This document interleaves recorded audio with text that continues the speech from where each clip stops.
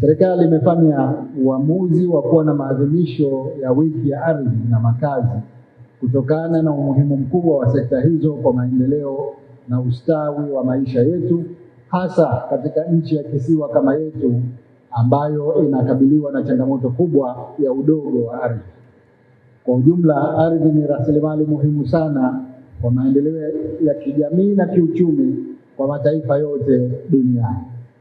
Kwa kuzingatia umuhimu wake, ardhi imekuwa ni suala mtambuka linalozigusa sekta zote.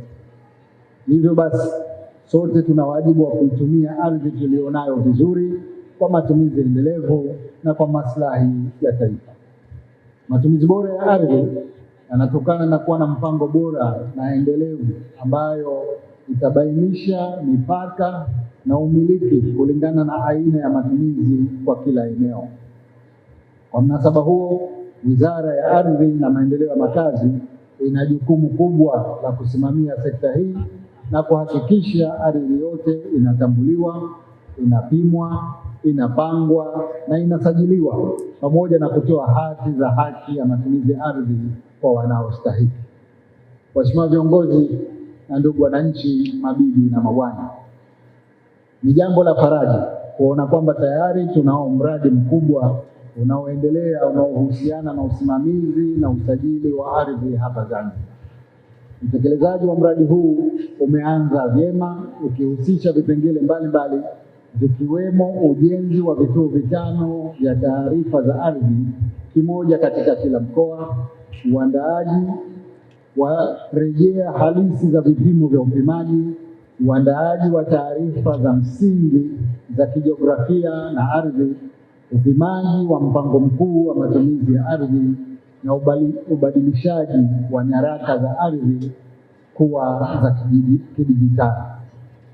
Vipengele vingine ni mfumo jumuishi wa taarifa za ardhi, usimamizi wa mabadiliko na kuwajengea uwezo wa watendaji, utambuzi na usajili wa ardhi, pamoja na matengenezo na uendeshaji wa mifumo.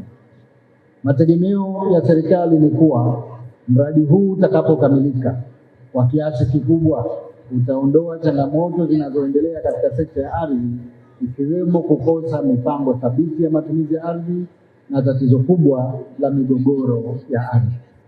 Kukamilika kwa mradi huu utaiwezesha nchi yetu kuwa na rasilimali ya ardhi inayotambuliwa yote, iliyopimwa, iliyopangwa na iliyosajiliwa katika mfumo wa kielektroniki ili kurahisisha usimamizi mzuri wa matumizi yake. Hatua hii italeta mageuzi makubwa kwenye sekta ya ardhi ya kufanikisha masuala ya usimamizi na matumizi bora ya ardhi hapa nchini. Katika miongozo yako, ardhi mheshimiwa, unaingia madarakani imepimwa kwa 15% tu, lakini kwa miongozo yako 20% tayari imeshapimwa. Kwa hivyo hilo sio jambo dogo. Kuna miradi mbalimbali huko sisi hatulali, tunaambiwa tu bana ukapime wizara ya afya, bana ukapime madaki, bana ukapime yapoti. Miradi sehemu nyingi imepimwa, imefikia 20%. Na migogoro yote hiyo imefikia ni kwa sababu ardhi haijapimwa. Itakapopimwa ikaingizwa kwenye mfumo ambao Mheshimiwa Rais anaokuja nao, umesema hii 20% ndio itaimaliza 80% kupitia huo mfumo.